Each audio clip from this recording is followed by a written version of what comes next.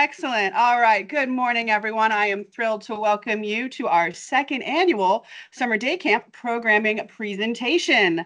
To all of our new faces, welcome. And to all of our old familiar friends and family, it is great to see you. Thank you for joining us today, either online or in person. We do appreciate the effort to get here. Today, we're going to be digging into the information needed for summer camp data entry, covering everything from important program terminology, creating camp sections and extended cares, and confirming program details with the deed. We're here to walk with you through each area, providing our tips, tricks, and insights along the way. Thank you again for joining us. First up, we do have Nishad. They're here to walk us through our needed program terminology, how using screen steps can provide a strong knowledge base, information on filling out those pesky program request forms, and some key camp dates. Let's go ahead and give them a warm welcome.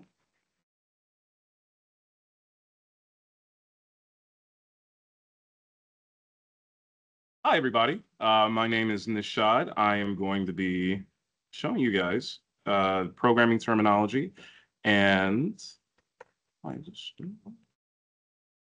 we go. Ooh.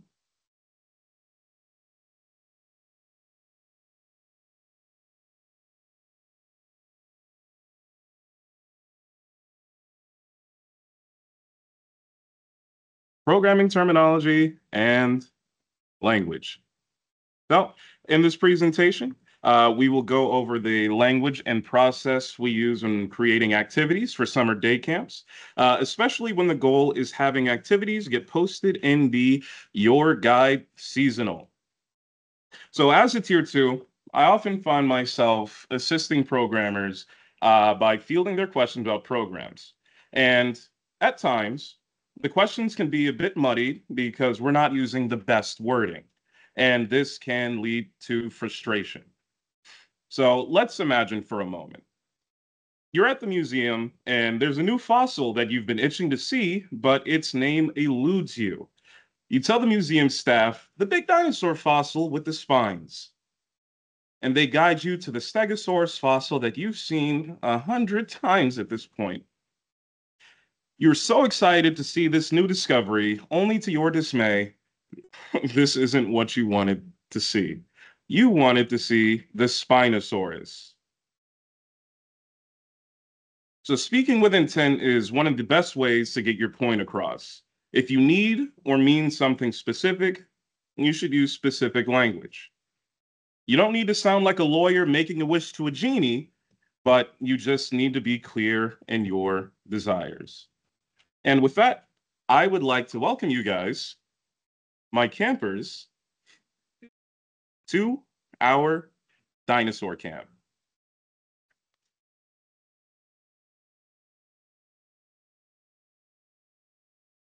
So, this presentation, as I said, covers programming and language. And although we offer many different types of programs here at the Department of Parks and Rec, we are going to be focusing on activities and sections for summer day camps. So I'm just going to let this one sit for a second so you can see our route for today. And let's get digging. Activities, sections, and more. So activities and sections are one big happy family. An activity is a class, program, or event where a skill is learned. Sections are the subset of activities, and sections are organized with section codes. Section codes break down into 3 parts: season, location, and section letter. Think of it this way. Activities are the family of dinosaur. Let's say the pterosaur family. And sections are individual members of that family. So let's think pterodactyl. Just real quick, show of hands. Who here has ever seen Land Before Time? Wonderful. So think of Petrie as being a member of pterosaur family. Activity types. Activity types are a broad categorization of courses representing the programming area or nature of the activity. And this is laden with dinosaur analogies.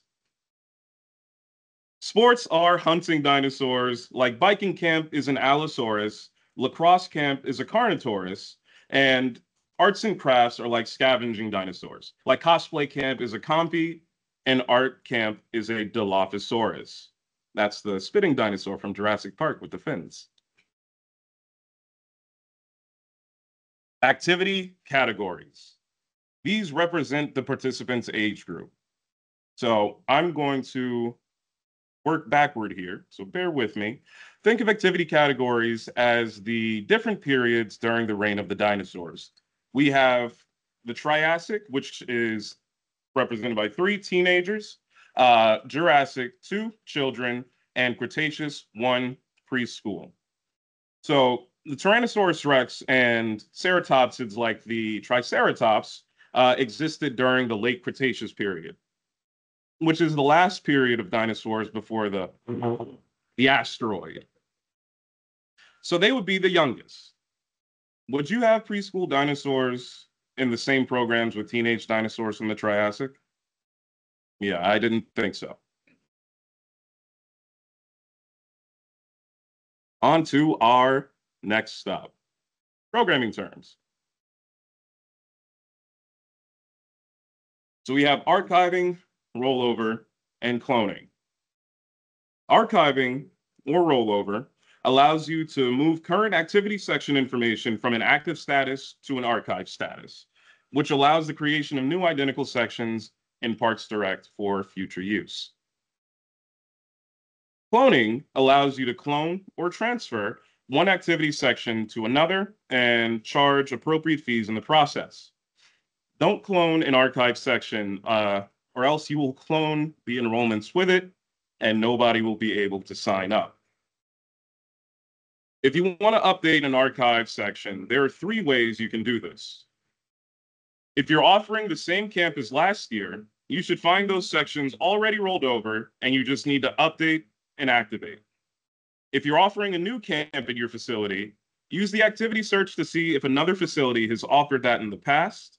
So if Seat Pleasant has never offered a culinary camp before, but they want to, all you have to do is just search culinary in activity search, and you'll find an already existing activity. Then click section management, click add, and you can create a brand new camp section. If you're offering a new camp, and this is the 3rd way, all you have to do is just search in activity management. But if you can't find any that match, like Lake Arbor wants to offer a Dungeons and Dragons camp, then you can fill out the program request form to get that activity created. And I will be going over the program request form in due time. Now, I must say, just be careful when you are cloning, because if you clone things you aren't supposed to, that is how we end up with situations like the Indominus Rex, and nobody needs to relive that trauma. Data entry. Data entry typically lasts 6 weeks. If an activity you want doesn't exist, submit a request through the program request form. But in this case, this is the period where courses and camps are entered to be published in the Day Camps Guide.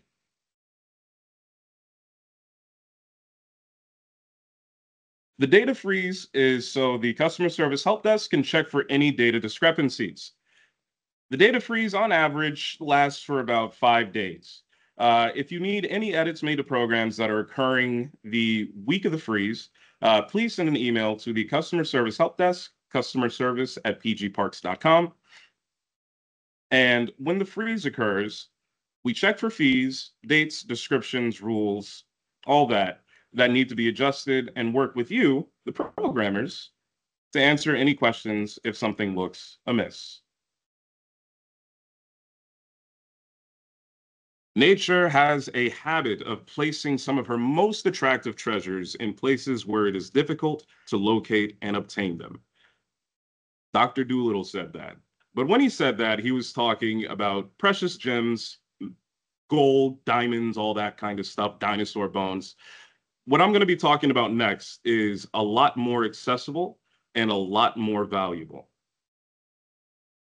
I'm going to be talking about ScreenSteps, the knowledge library built for success.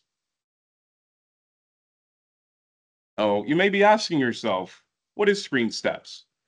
ScreenSteps is a searchable library offering job aids, knowledge-based articles, troubleshooting tips, training resources, policy documents, and more.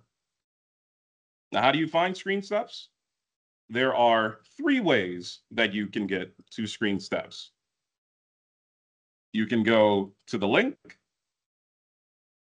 or you can use the desktop icon, or you can log into RecTrack, click the menu, go down to Quick Links, and there you go. ScreenSteps knowledge base highlighted for reference.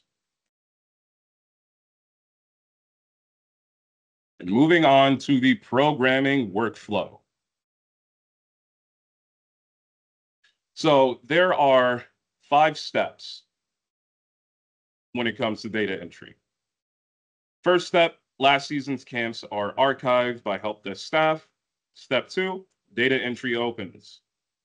You should be receiving an email the morning this happens. If you do not, please send an email to customerservice@pgparks.com.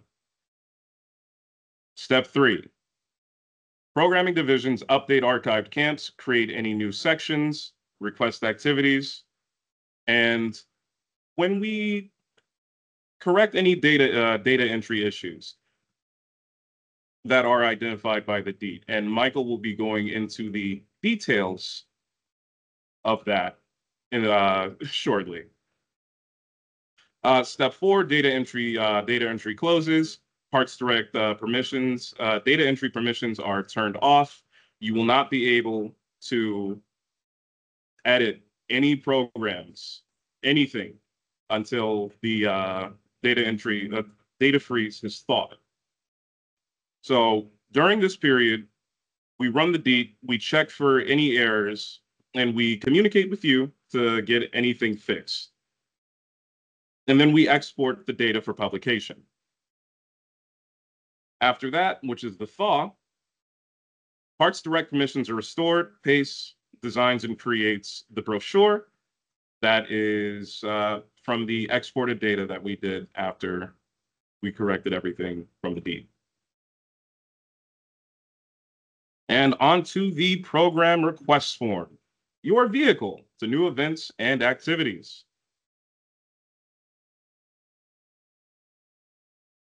So what you should consider before submitting the program request form. Does a similar activity exist? Are you able to answer all the questions on the form?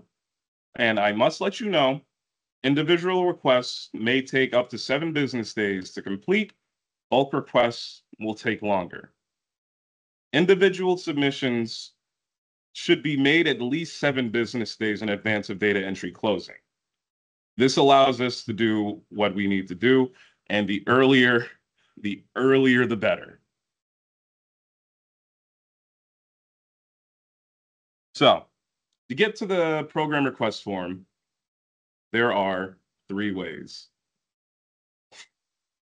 3 ways are Insight, which can only be accessed if you're on Commission Internet, ScreenSteps, or the Summer Day Camp data entry announcement emails. And for this example, I'm going to show you guys how to get to it on ScreenSteps. And there it is. That's one of 2 ways you can get to it on ScreenSteps, and I have it highlighted there for reference. But in case your eyes are playing tricks on you, it happens to the best of us, especially me, we have a search bar. You can type in program request form. Once you get to these search results, just go to the first option there that's highlighted. And when you get to that page, just click the all caps program request form link right there in the blue box. And now I'm going to be doing a live demonstration of the program request form.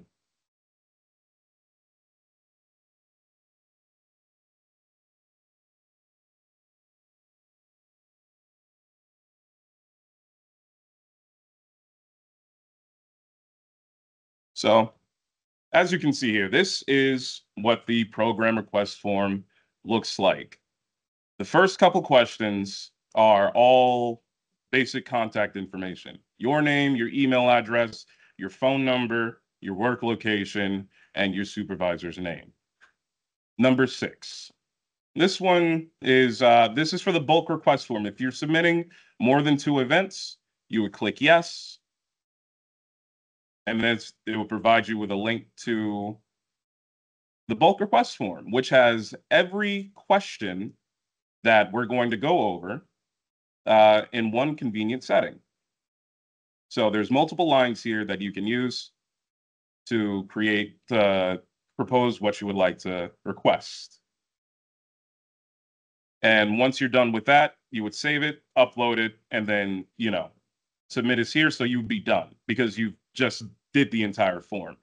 But since we're doing a singular program, we're going to continue. So the next couple of questions are all relating to the name and the description of the program. So we have here Dinosaur Camp. Number 8, the proposed program description. This should be a hook. It doesn't need to be overly detailed, but you want to get people interested in your camps. Number 9, program benefits.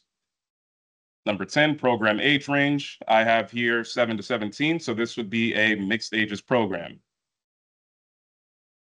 Number 11, how would this program take place? In person. 12, this would be where the program would be being held. Program frequency. Multi-day. If multi-day, please describe the schedule. Monday to Friday. Camps. The standard timeline for camps is Monday to Friday. Start date, start time, end date, end time. I have here July 7th. This would be session 2. So July 7th, that's a Monday. The 18th, that's a Friday. Camps end at 4:30. Display on WebTrack. This, if you don't make publication, you can select this option and it will still be displayed on the website. I recommend doing March 1st because that is when camps go up to be viewed on the website and gives people time to browse what they want to get.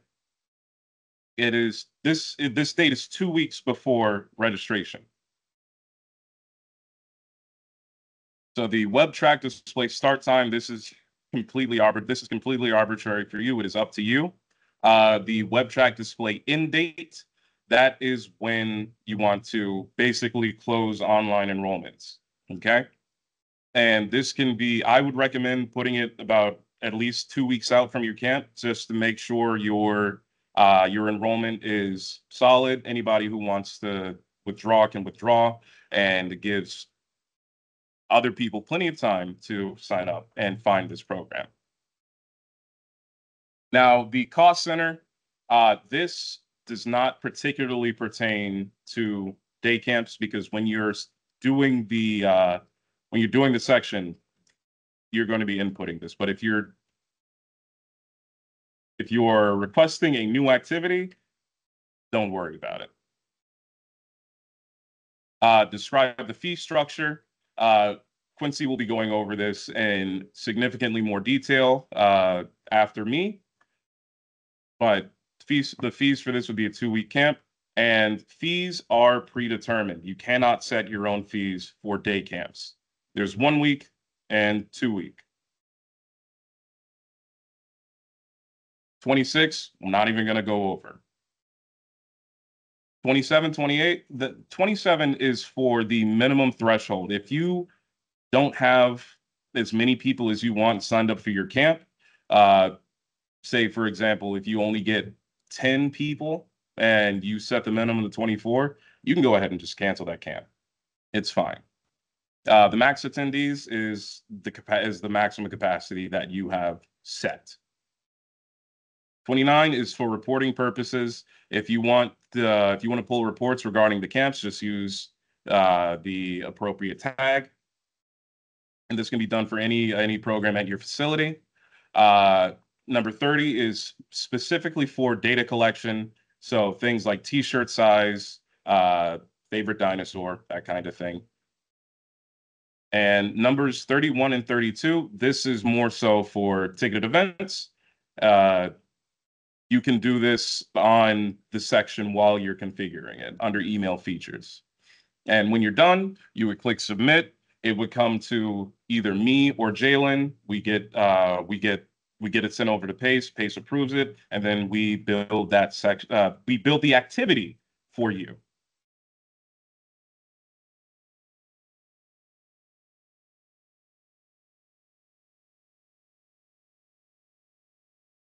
So here I have a slide with a bunch of very useful links. You guys will be receiving this presentation, so feel free to click on any one of them. They will take you to their appropriate Screen Steps article, and they should be a big help to you. So, in conclusion, we've gone over the benefits of intentional language. We've gone over activities, sections, types, categories, data entry, screen steps, the programming request form, and the programming workflow. And with that, time sure does fly. So I would like to show you guys what conspired at our dinosaur camp.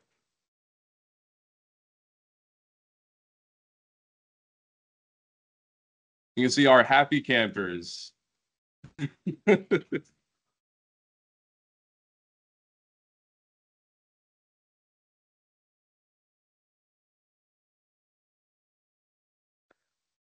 All right, so does anybody have any questions?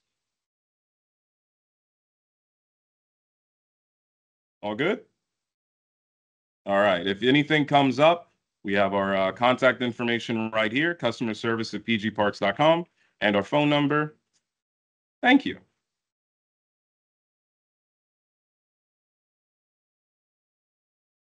All right. Thanks, Nish. That was great.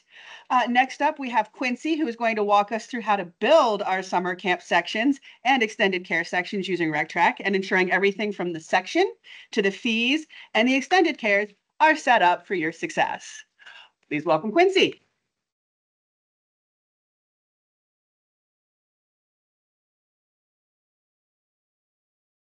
Good morning, everybody. My name is Quincy Clark. I'm one of the MODs here at the Customer Service Help Desk, and I'm going to be going over, actually, I can go, this next slide. Yes. The creation of summer day camps and their associated extended care sections. So we're going to do a quick itinerary of what we're going to be doing as we camp here today. First, we're going to be looking at some kindling, just a couple things to know to get us rolling here. Next, we're going to get an idea of how long we're going to be camping for by taking a look at our stop at Watkins Regional Park. Next, we're going to look at the fees and pricing, because you got to put down a down payment to stay. Next, we're going to look at some tools to help make setting all this stuff up easier. We're going to look at some of the happenings in the morning and evening for the before and after care. We're going to go over something I like to call one for all and all for one. And that's something specific with the configuration of our extended care sections. Then we're going to do a live demonstration covering the implementation of fees, of the prerequisite rules, and a demonstration of how to clone or roll over sections. And then finally, we'll check out for the day and just do a quick overview of everything that we've taken a look at. So for starters, just some good information to get us rolling. Our summer day camp season is operating from June 23rd to August 15th for this year. This is going to be broken up into 4 two-week sessions that cover the entirety of that span of time throughout the week. We are also going to, in order to pay for these camps, there's 2 ways to do so. You can either pay in full at the time of registration, or you could put down a $50 non-refundable, and non-transferable deposit. And then the remaining balance will come due either on June 1st or July 1st for that installment billing, depending on when the camp occurs. If it's in those first two-week sessions, the bill will come due on June 1st. And if it's in the last two sessions, the bill will come due on July 1st.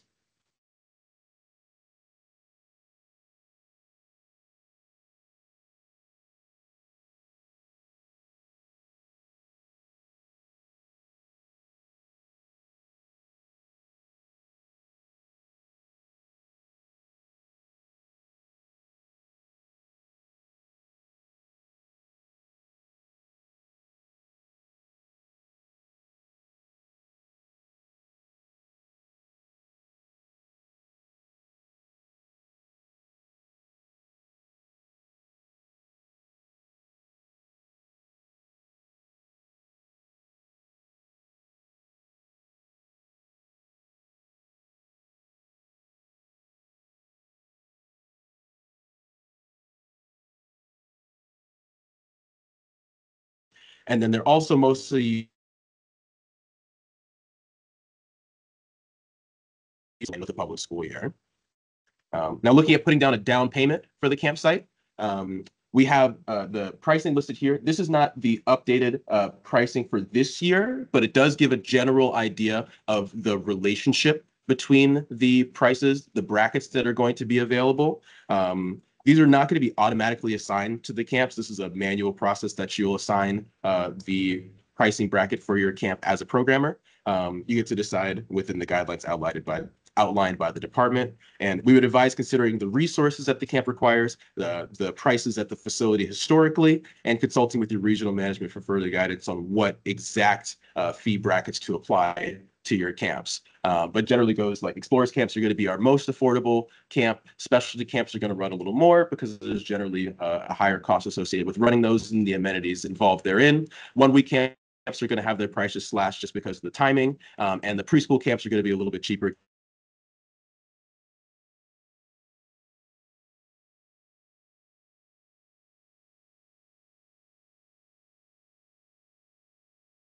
As much as I can, as these tools are definitely going to make your life a lot easier. I definitely stress it for those top 3 Screen Steps articles.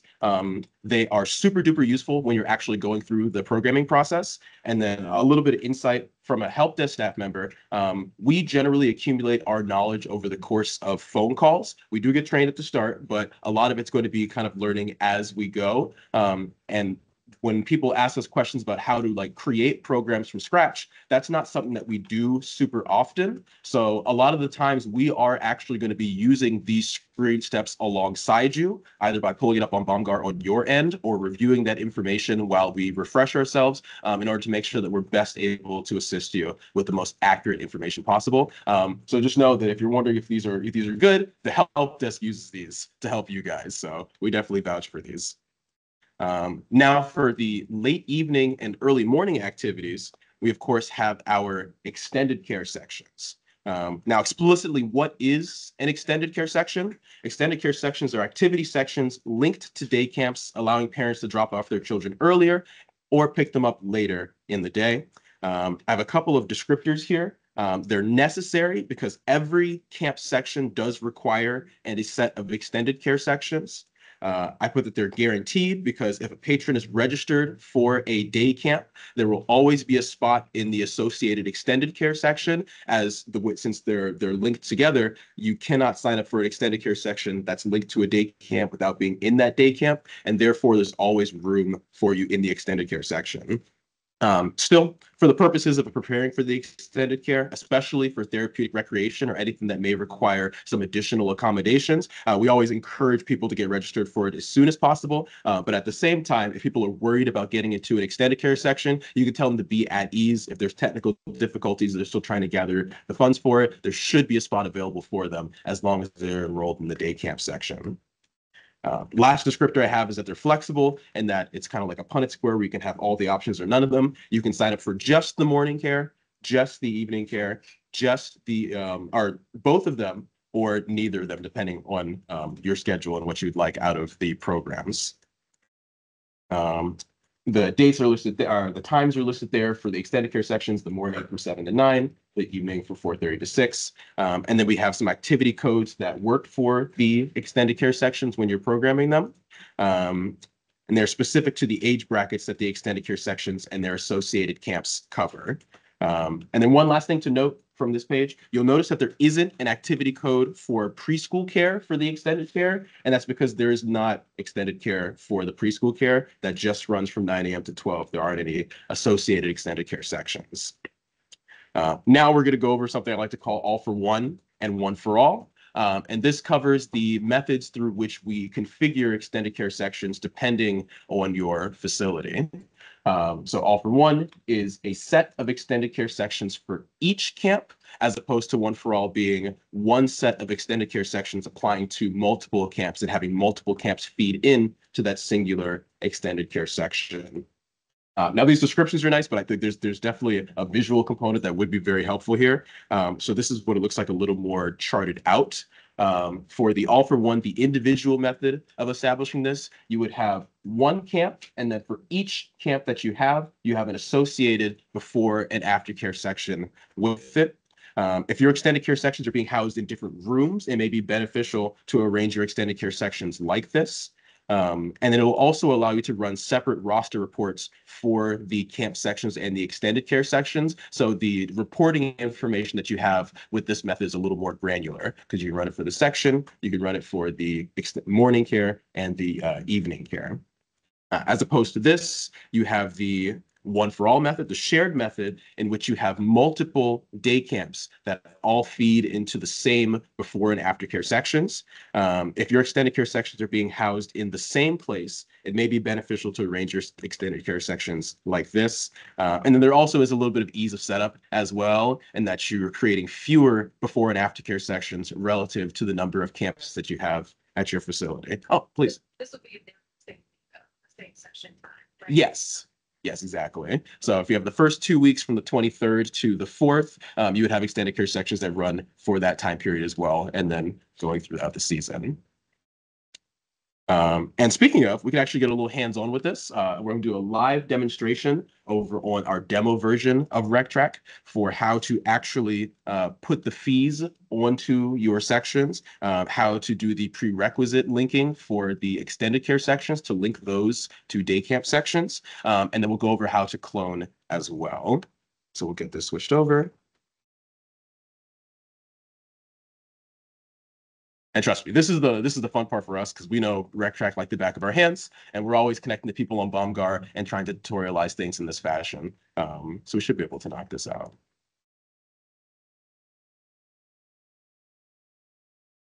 We'll get logged into RecTrack here. First thing we're going to want to do is access activity management so we can pull up the activity that we're going to be working with. There's two ways to do it.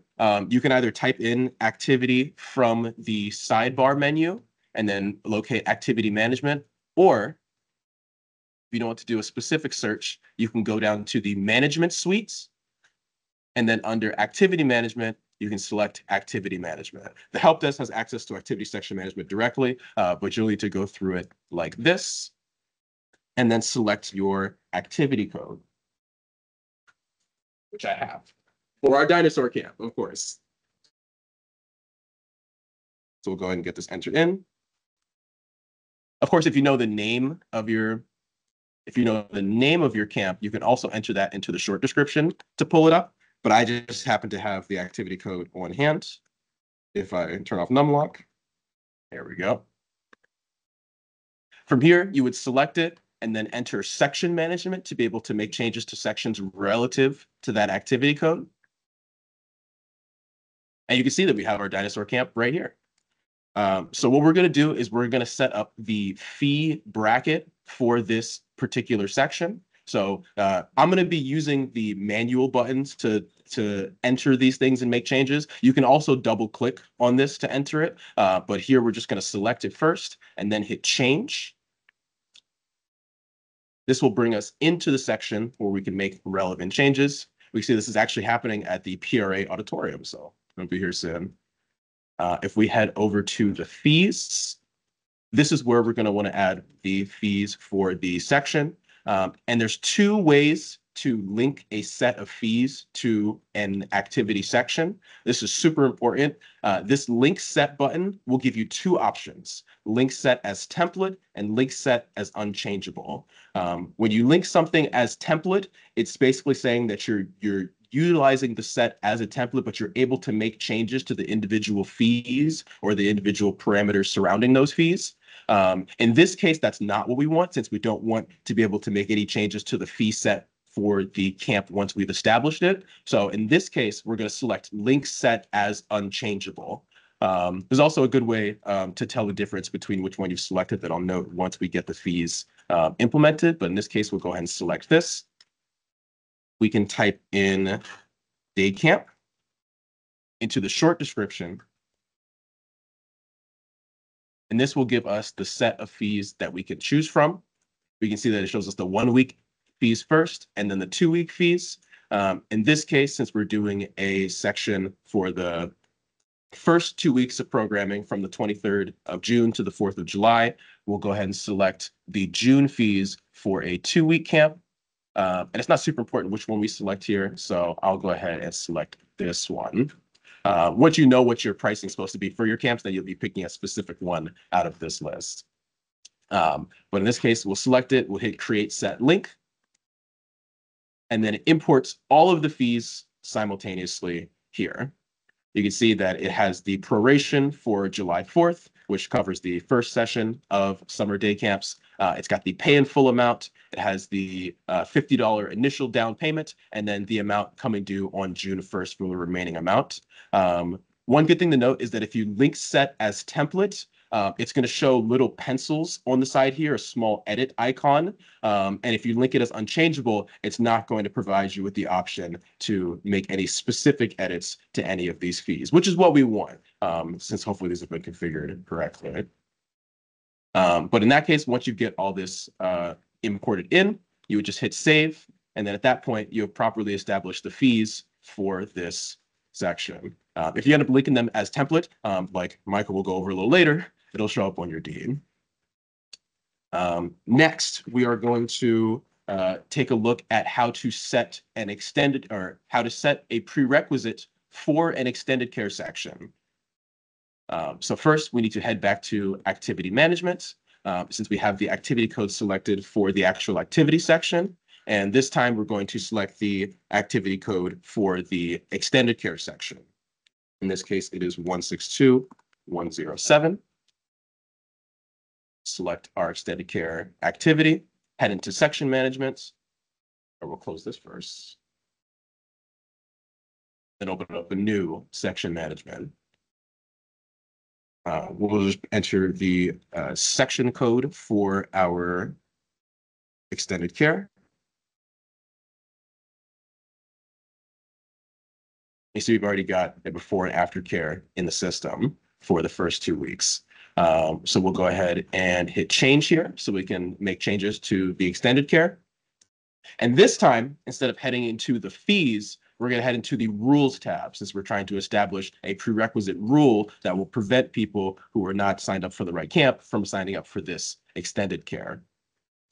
Like I mentioned earlier, we're going to use the link set option, but this time we do want to establish a specific day camp that is going to be the prerequisite for signing up for this extended care section. So in this case, we're going to select link set as template. Now in here, what we're going to want to search for is a prerequisite rule. So we can just start typing in prerequisite. And it should be the only option, this template section prerequisite. We can hit create set templates, and that will import our rule. But you'll notice if you mouse over the criteria description, it has this swim lessons bobbers, this 10101. It's a default program that is automatically put in. This is what we're going to want to change. So what we can do is we can select it. Like I said, you can double click it, or you can go down to change and click change rule. This will bring you to the menu where you can make changes. If you scroll down to the linked criteria, you can see where we have the criteria value set to that other activity. In this case, we want to link it back to our dinosaur camp from earlier. So we can select it, hit change. And then this will allow us to establish the activity that we want to be the prerequisite. Now, there's two ways to do it. You can either type it out with the syntax listed here, which is just the activity code, and then an underscore, and then the section code. Or if you have multiple activities that you'd like to feed into the same extended care, or multiple activities that you'd like to be the prerequisite, if you open up this menu, it'll bring you to a pick list where you can select multiple activities. And then once you hit select, it'll add them all with the proper formatting. In this case, we're going to grab the dinosaur camp from earlier. Happen to know it's the same section code, 3107 in this case. And then we'll set it as the prerequisite for the extended care section. And then we'll hit save. We'll save once again to save the rule itself. And you can see that the criteria value has been updated here. And then it's been updated on the main criteria description for the rule as well. So we can save that one more time. And now, in order to sign up for this dinosaur camp before care, you would have had to register for the actual dinosaur camp itself. Last thing we're going to go over is how to actually clone or roll over a section. For this one, we'll go back to the original dinosaur camp that we had. So get this selected, we'll hit section management. And then cloning is luckily a relatively straightforward process as well. You just want to select the program that you're looking to clone. You're going to hit the button that says clone. And then it'll bring you to this maintenance screen. Now there's 3 things marked in red here that are required. And then we'll go over this 4th one as well. But first is this new record code list option. This is just asking for the section code. So in this case, since we're making a session that starts in the second 2-week, I use the session a lot, second 2-week session of programming, we're going to set this to 3107B to line up with the structure that we had for the previous one of 3107A. Next, it's asking for the season. It'll give you a pick list, or you can just start typing in the season that it is. In this case, we have fall, winter, summer, and spring. And then we also have school year and summer day camps. So in this case, this is going to be a summer day camp one. For the year, this would be the summer of 2025. And then this one is a little more granular, but this option at the bottom will allow you to select what fields or what tabs of information get imported. So if for some reason you didn't want to carry over the fees, if you were cloning something older or something where the fees are not really relevant, you could always uncheck this or check this if you want to opt to carry that information. By default, it has these fields selected. And I think these fields look okay for the purposes of the clone that we're going to do right now. So I'll go ahead and leave this as is, and we'll hit continue. Now, what it's going to do when you hit continue, it's going to confirm the parameters that you set for the clone. So first, it's going to check if the program is archived. In this case, it's not, which is good. Next, it's going to confirm the activity code, just to make sure that you're in the right place. And the last thing, it'll confirm the section code that you entered in that record code list field. Once you're sure of all that information, you can go ahead and hit process, and then it'll create the requisite section for you. Now, one thing to note is that especially if you're cloning like this, as in you're cloning a session that occurs in the first 2 weeks of programming and you're using that for a later time, you are going to want to change some information associated with this, since it copied it over verbatim. In this case, we'd want to change the dates over to cover the next 2 weeks of programming. So instead of starting on the 23rd, we would look at the next session that starts on the 7th and ends on the 18th. And of course, if this is crossing over between the different fee brackets between June and July, you'd want to update those as well. But otherwise, this should be good for the next 2 weeks of programming. So we can save that. And now we've got an A and B section. All right. And that concludes the live portion of the demonstration, the part that we're most comfortable with, since RecTrack is where we live. And I'll go to the tail end of our presentation here. Now, checking out for the day, We went over some information that's good to know about summer day camps, extended care sections, and comparing the methods of setting up those extended care sections, as well as our little live demonstration. If there's one thing that I want you guys to take away is that we are here to empower you to do what you need to do to the best of your ability, whether that's making information available to you or assisting over the phone if some more manual assistance is required. And then I always say this on the phone. This is usually how I end off my phone calls. If you need anything, you know where to find us. Phone number, email, all that jazz. But that is my portion of the presentation. If there are any questions, I'm here to field them. And of course, we've got the whole team available to us. But otherwise, thank you for your time.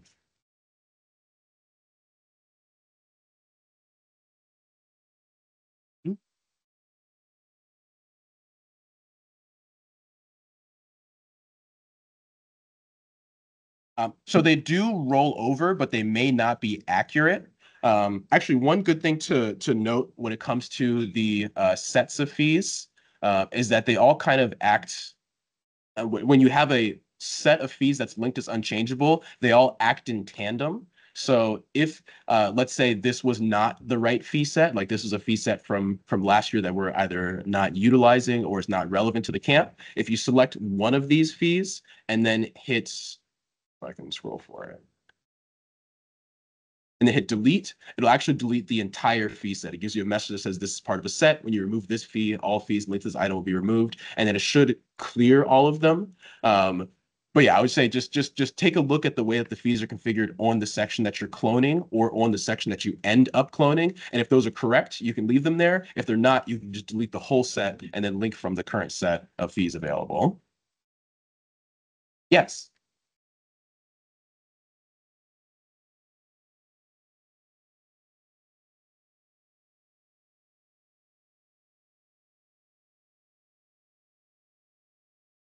Yeah. Yeah. Yeah.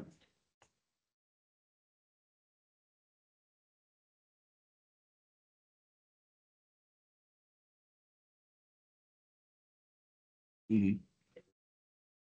Yeah, so to repeat her question just a more audible fashion, she's asking if we roll over an extended care section and that extended care section using the one for all method is linked to multiple different camps, will that information carry over? The answer is yes. Now, if you go, and I love doing things on hand, because we have the actual information to demonstrate this. If you go to the actual extended care section, let me pull this up real quick. 107. Gotcha. Sorry, I'll try to be quick about this. Close this, go to section managements. And then 3107.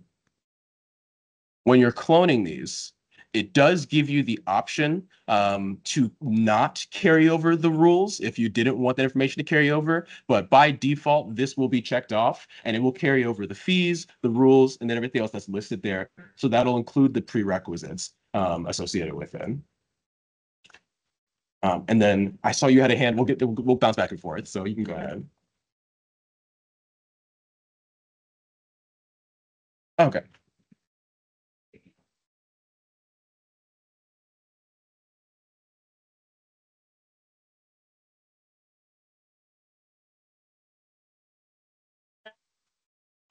That is a good question. She asked, are there any reports that you can run to make sure that your extended care sections are properly linked to the associated day camps that they're supposed to be? As far as I'm aware, I don't believe that there is a report that has that type of information, just because I don't think RecTrack stores like what the correct day camp is that's supposed to be associated with that extended care section. The way that the help desk engages with it is that we usually get calls from patrons who are trying to sign up for a particular extended care, and they said that there's some issue with the prerequisites, and then we end up bouncing that information back to the facility so that the programmers can be made aware. But as far as I know, I don't believe that there's a report that you could run for that information. Bounce that over to Nick. It's pretty much, right? It's complicated. But that lives on too. And there are some different criteria for the rules, like activity directly on a category, the system, it's difficult to get a report that spits it out on one line. It's been something I've been working on for a while to try to figure out how to parse that information out in like a custom report. But the like brochure generator, like the review, the activity proof report it's clunky because it's like a huge block for you. That's really one of the best solution that comes out of the box for proofing it. But I'm gonna try really hard to figure out hopefully it would be a custom report that was on the server because we would have to manually grab it and place, but that's been the one that's structured different.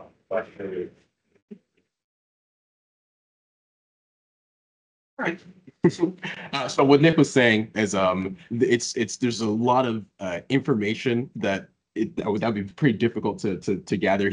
Our projects team is currently working on establishing a report that'll make it easier to see that information and be able to check at a glance if your stuff is configured correctly. But that is currently pending at the moment. Any other questions for my portion? No? All right. Thank you for your time.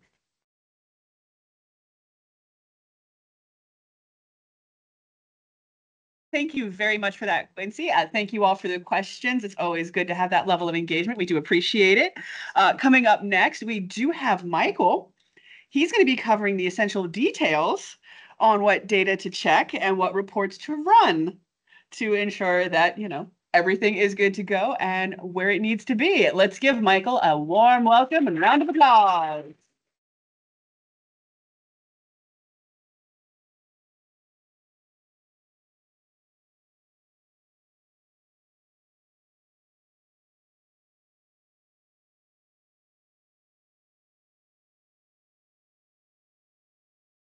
Gonna be holding the mic for this, so bear with me. Hello, everyone. My name is Michael O'Connor, and I'm a Tier 1 associate at the help desk. Today, I'm going to be going over the final steps that you need to take when configuring summer day camps to make sure that your camps are ready for registration as well as data export. So in this presentation, we're going to be going over 3 main topics. The first topic is going to be the DEET, what the DEET is, how to run DEET reports, and how to make corrections to errors that are found on the DEET reports. Second, we're going to be going over data exports and how to make sure that your data is ready for export, as well as why we freeze RecTrack during that process. And then third, we're going to be going over important dates to keep in mind during this whole configuration process. So without further ado, let's go over the DEET details with the DEET details. Made that up myself. Thank you. So what is the DEET? DEET stands for Data Entry Error Tool, and it's basically a really good tool when you're configuring activity sections and camps because it looks for those configurations and compares how it's configured to common Parks and Recreation guidelines when it comes to configurations. So if the camp is configured in a way that isn't lined up with those guidelines, then you're going to have some DEET errors in that DEET report. It shows those errors in the report with red text that shows what needs to be fixed to better guide you through making those corrections. So I like to think of it kind of like how a teacher grades tests in school. So if you submit your paper to the teacher, they give it back to you with red inked corrections that need to be made, say for a test, and it kind of shows those corrections that need to be made based on the class curriculum. In this case, it would be according to the commission guidelines. So it's a nice little comparison. So what does the DEET check for corrections in? Well, there are 6 main categories to look for, except for today, we're going over only 5 of those. And that's the first 5 that you see listed there. So those categories are age, code, date, fee, the miscellaneous category, and trips. Since we're not going over trips today, there's no need to worry about it. So, So we're only going to be focused on the first 5. And then within those 5, they have their own sets of errors that are shown. Today, we're going to be going over 5 frequently seen errors for each five frequently seen errors, one for each category. So for the age category, we're going over the age ranges error. For the code category, missing or incorrect brochure codes. For date, course dates, fees, fees on section, and then the miscellaneous category has sections needing facility reservations. Although you see these errors listed here, these are only some of the frequently seen errors. You're sure to find more errors because the DEET looks at around 30 different errors. So today's going over only the most common ones, but you're sure to see other ones as well. If you do see errors that you haven't seen today, then I do encourage you to look over in ScreenSteps, as it has fixes for all the errors that are available with the DEET. It's a really great tool. Our knowledge base team works very hard on it. As Nishad pointed out earlier, it's basically our library for knowledge. So when we're helping you guys, chances are we're also using ScreenSteps, as Quincy alluded to as well. And also, after today's presentation, all these slides are going to be available for you guys to access. So in this slide, and there's another screen. Spoiler, there's another ScreenSteps slide. But they're all hyperlinked with the text. So if you click on the text, it'll take you straight to the page. All right, so how do we run a DEET report? So first, we're going to be over in RecTrack, and then in the quick links section where ScreenSteps is, you will also see custom reports. You'll click on custom reports, and it'll ask you to log into your Outlook login. After you do that login, it'll take you to the home page of custom reports that you see in the middle. Or, well, that's not the home page, but that's what the website will look like. From the home page, you'll click on the program data entry report folder. And then from there, you'll click on data entry error tool or DEET. Once you're in the DEET, you'll put in the year for the section that you want to run the report for, the season for that activity section, and the cost center for it as well. After you click view report, it'll take around 5 to 10 minutes for the DEET to fully run. So we encourage you guys to for time's sake, run the report once and don't refresh it if you can help it, just to kind of save yourself some time, because it does take a bit of time to run. Once it does run, you'll have a page that looks like this. This is what we like to call a dirty DEET. As you can see, there are a bunch of errors that you need to correct. So this is a DEET that, needs to be dealt with in a sense. And we're going to be going over how to make these corrections throughout the presentation, along with a demonstration for the end. To make all these corrections, we're going to be in two main pages. So the first one will be activity section management, as you've seen today. And then once you double click on the activity section, you first search for it, then you'll double click on it, or you can click it and then hit change. For all intents and purposes today, I'll be double clicking on things, but it's up to your own discretion. And then once you do that, you'll be taken to activities section update. In activities section update, you'll have a bunch of different tabs to make changes to the configurations. So, and we'll be going more into detail with those. So without further ado, let's get into our first category, the age category, with the age ranges error. So this error occurs when you have a category for the camp.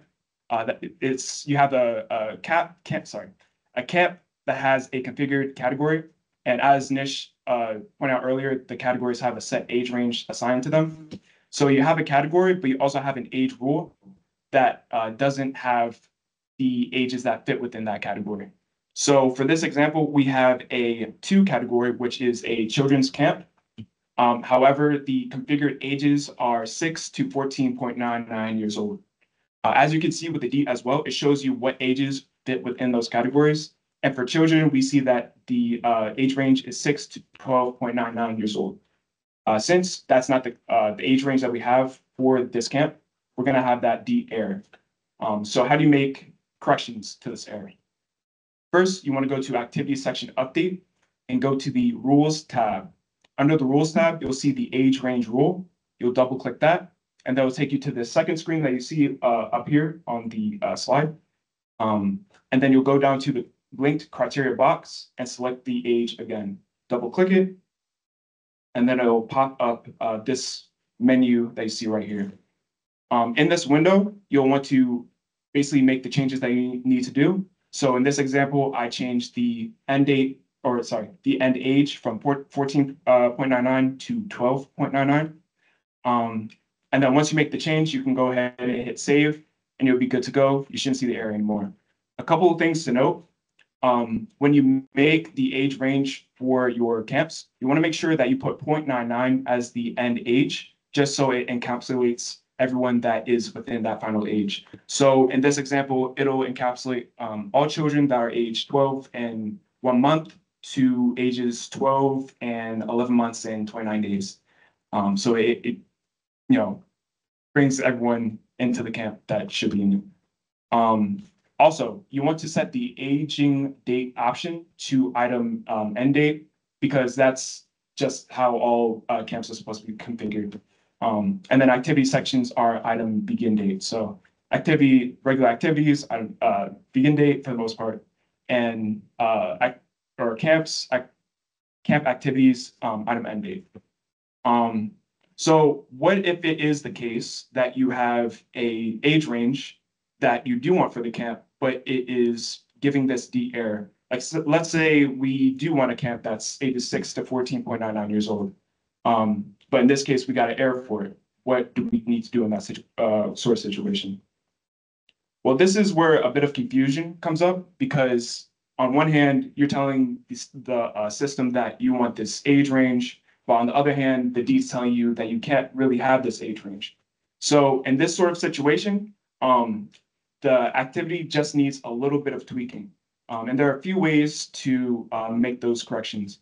One way is to find a activity section that doesn't have those D errors, and cloning it and using it for your facility.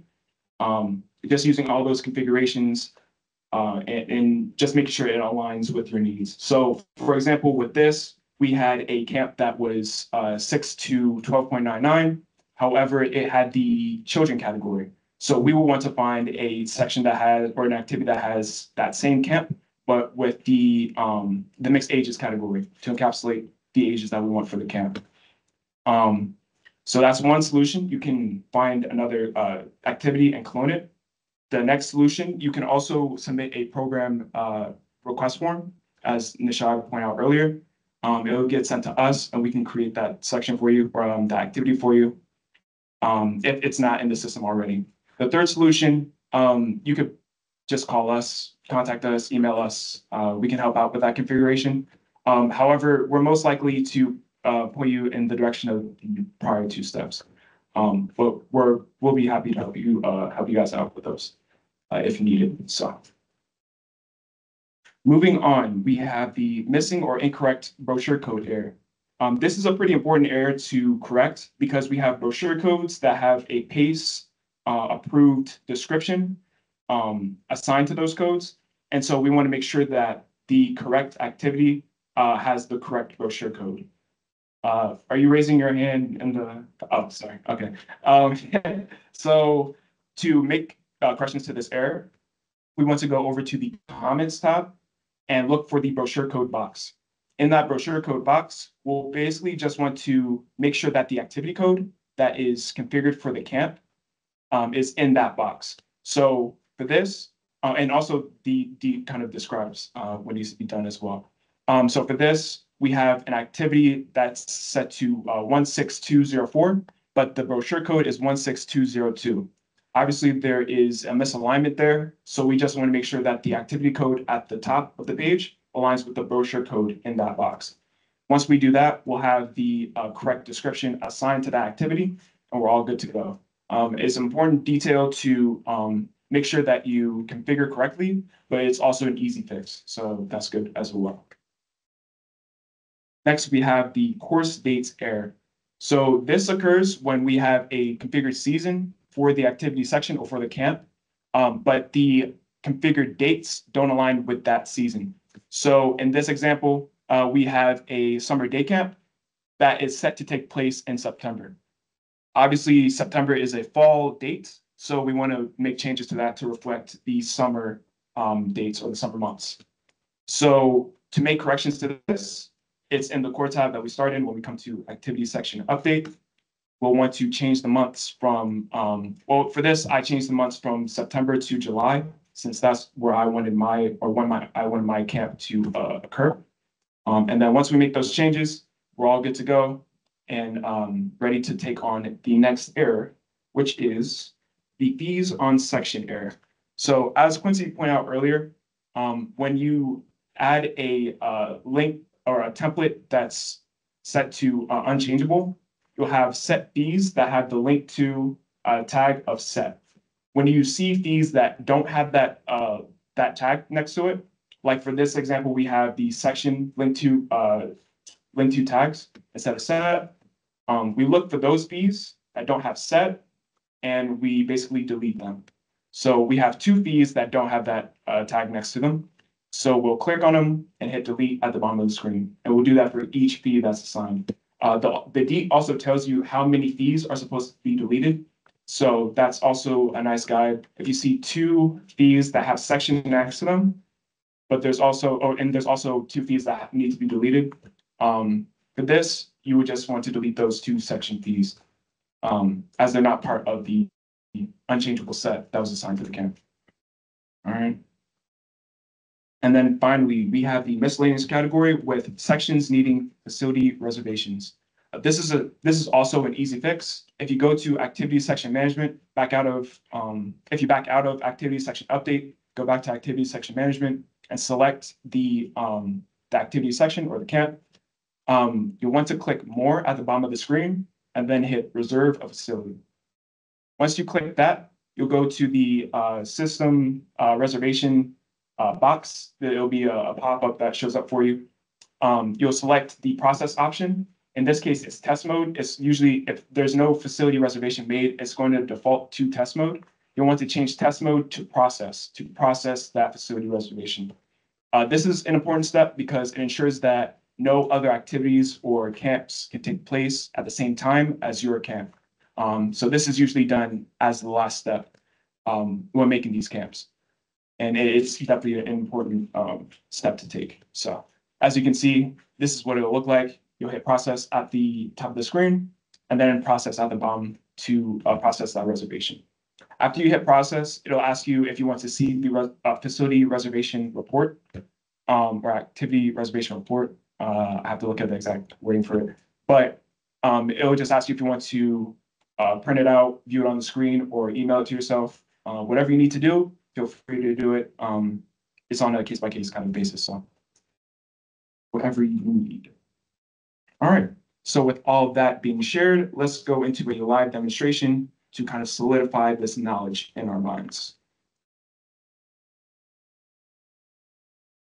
Sorry.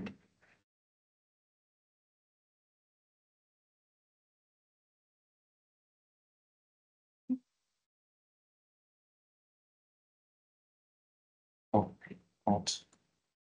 Oh, yeah, we got it today. Okay.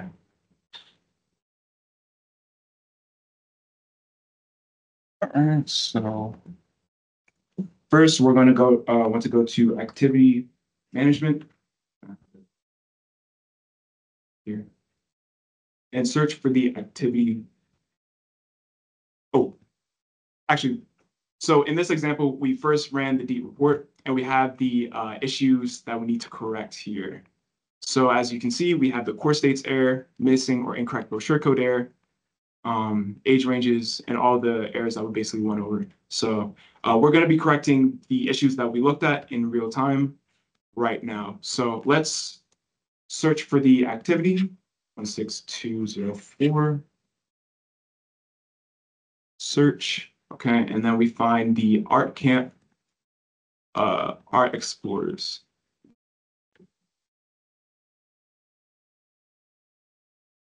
That is why you shouldn't always double click. So you can select that activity and then go to section management. Once you're in section management, you want to look for the section that you need to configure. For this, it's the 399 section. and then we can double click it.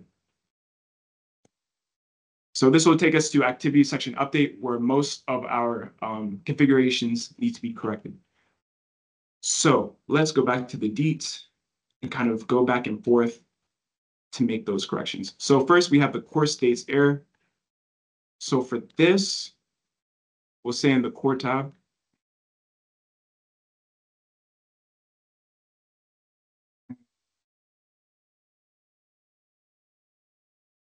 so this is supposed to be set to September, but it looks like it's already July. So we'll make this September.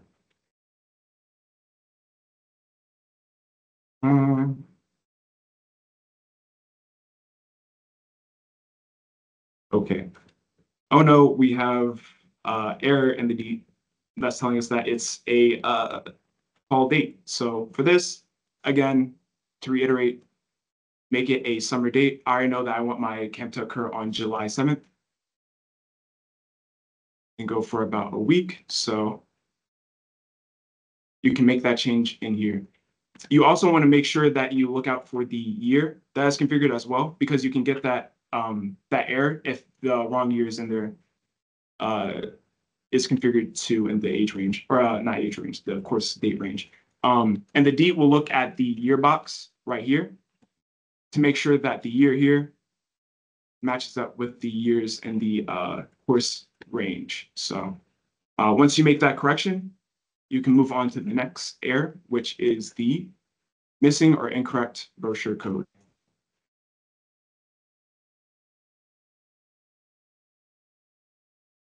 So also, okay, so for this, we have a brochure code that doesn't align with the camp that we have.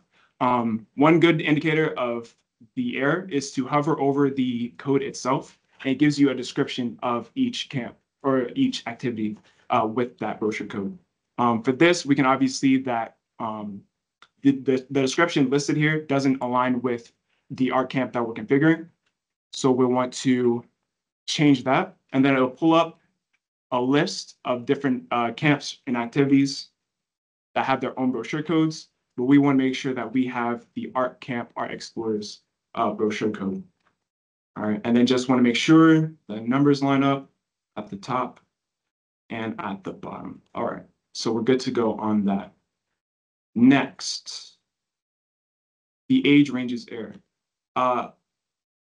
By a show of hands, does anyone remember which tab you have to go to make changes to the age range rule? Yes, that's correct. The rules tab. Thank you very much. All right. So we'll go here and double click the age range rule. Okay. Now remember, go down to linked criteria. Double click that and then change the age rule to one that we need. After we make that correction, hit save, process it, and we're good to go on our next error. Move that. Okay. Moving on, we have the fees on section error. I can't quite remember how to fix this one. So let's click through, not on that tab, not there, not there. The fees on section, okay. So if you can't quite remember where to find corrections that need to be made, I do encourage kind of clicking through to get familiar with activity section update, just to kind of know how to make corrections for next time, and kind of mess around with it. Do a little exploring in RecTrack. So in here we have the two section fees. Excuse me. So we want to select those and delete them one by one. Oh, oops. So right here we have the delete button. Click it and delete it. Another indicator of a fee that shouldn't be here is, as Quincy pointed out, the fees that can be changed and configured, or the ones that have the pencil icon next to them. So if they can be changed and they're not a set fee that is unchangeable, then we want to delete them in this instance. So select it and delete. Sorry, my eyes aren't what they used to be. 25. All right, and then finally, we have the sections needing facility reservations. So if we remember, we'll want to back out of activity section update and go back to activity section management. And just to kind of clear all this up, I'm gonna search for the section itself. Okay, so it looks much cleaner. Hit more at the bottom of the screen, and then reserve facility. We'll wait for that to load up. So as you can see, we have the process option set to test now. So we want to change that to process. When you pull up this menu, we also have the option of process and override warnings. And we'll want to use that if there are two camps, let's say, for example, that you want to hold in the same room. If you try to process this under process, you'll have a warning that says that something is already set to take place in that room. So if you do want two camps for whatever reason to take place in the same room, you want to hit process and override warnings. But for this, I know that I only want one camp to take place in one room at one time. So we're gonna hit process.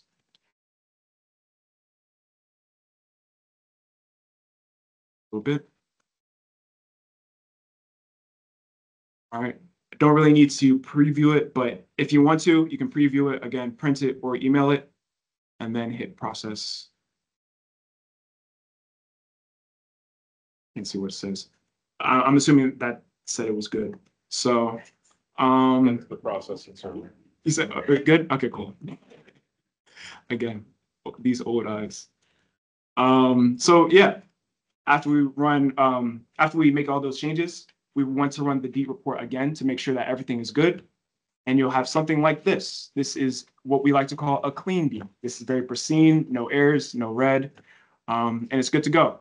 So now your data is ready for export. Well, not exactly. Before we find out why it's not ready for export yet, we want to get a quick word from our sponsor, ScreenSteps. Again, very great tool. I did allude to this earlier in the presentation. It's not much of a surprise, but it's a very great tool. There's also, as Nishad pointed out earlier, the desktop icon. So you can also use that to get there. Again, you can use this presentation. Please feel free. If you do end up using it, that would feel good to me. But there's really no other reason if you have that desktop icon. But yeah, great tool, great tool. So far we discussed the DEETs, how to run DEET reports. So next, let's go over the data export process and why our data isn't quite ready for export yet. So once you have a clean DEET report, that's only one thing that kind of sets it up to be ready for data export. The other thing that you want to make sure that the section has, is that it's set to active. Oh, I can pick this up again. Is that set to active? Once the DEET report is clean and the section is set to active, the data is ready for export. And during that data export process, it gets sent to our publication team to be put into the physical Your Guide pamphlet for customers to see. During that process, we also freeze RecTrack to avoid too many discrepancies between the data that's exported to publications and the data that's in RecTrack. So if you need to make changes to some of the activity sections, you won't be able to do it yourself, unfortunately. So you would have to either contact us to make the corrections that you need, or you could wait till RecTrack thaws out and it's open for configuration again. So those are your two options. And then finally, we have the important dates to remember, including today's presentation. And then after today's presentation, you'll receive an email in the coming weeks regarding data entry. The email will have all the needed information and dates for the day camp data entry season. So please keep a lookout for those, as those data entry dates are to be determined. So wrapping up, we went over the DEET report, how to run them, what the DEET looks like, and how to make corrections to those errors that are found in the DEET. We also went over data exporting, what data exporting looks like, why we export data, and what needs to be done to your activity sections to have that data ready for export. And we also went over a couple of dates to remember during this summer camp configuration process. Thank you, everyone.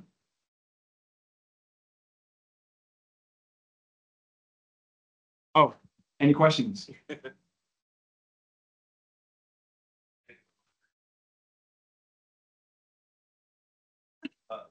of us, and you still track a little bit.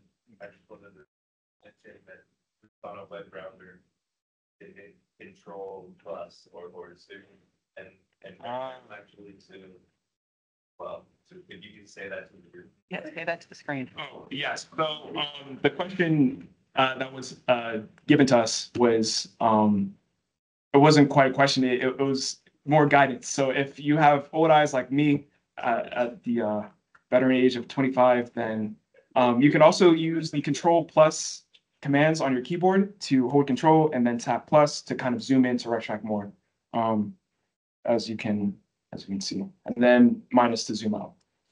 So thank you, Nick, for that. Much appreciated. Any other questions? Thank you.